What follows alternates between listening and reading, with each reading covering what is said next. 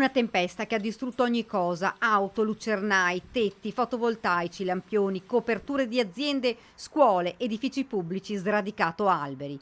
Pochi minuti ed è stata la devastazione. È stata una cosa che è arrivata all'improvviso e sono momenti in cui si pensa poco perché si ha la consapevolezza che bisogna intervenire. Questo video rende l'idea di quello che è accaduto in un attimo. Qui siamo a Pieve di Soligo, dove in giornata è arrivata la protezione civile. Proprio qui 2 persone sono rimaste ferite. Una ragazza è stata soccorsa dal sindaco. La ragazza aveva preso questo colpo sulla fronte e era rimasta tramortita. È stata accompagnata all'interno del locale, lì assistita, e poi durante la serata ha avuto malessere, per cui abbiamo chiesto venisse accompagnata al pronto soccorso per tutti gli accertamenti del caso. Danneggiato in maniera importante anche l'orologio del campanile di Pieve di Soligo, letteralmente bombardato dalla grandine. In questo ufficio sono esplosi lucernari. Abbiamo trovato una situazione disastrata, nel senso che purtroppo 4 lucernari del nostro ufficio completamente esplosi.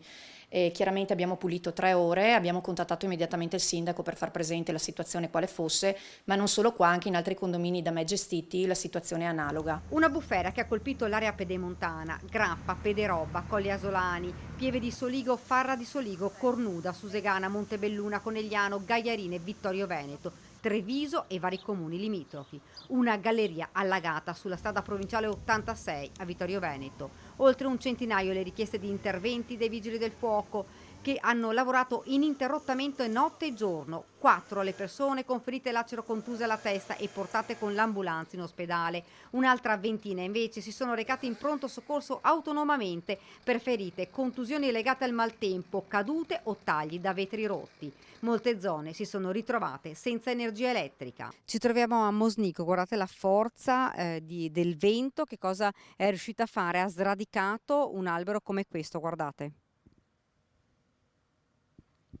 Ma poi basta spostarsi di qualche metro. Qui il vento ha divelto i pannelli di copertura. Qui invece siamo a Farra di Soligo, dove sono stati sradicati oltre una trentina di alberi. Grandine come palline da tennis, ci dice il sindaco Perencin. Danni ingenti anche in questo comune. È una situazione veramente molto complessa, molto difficile, e ho visto veramente molta gente preoccupata e qualcuno anche piangere, che forse è la cosa che più mi ha toccato in queste ore di difficoltà. Immediata la richiesta dei comuni dello stato di calamità.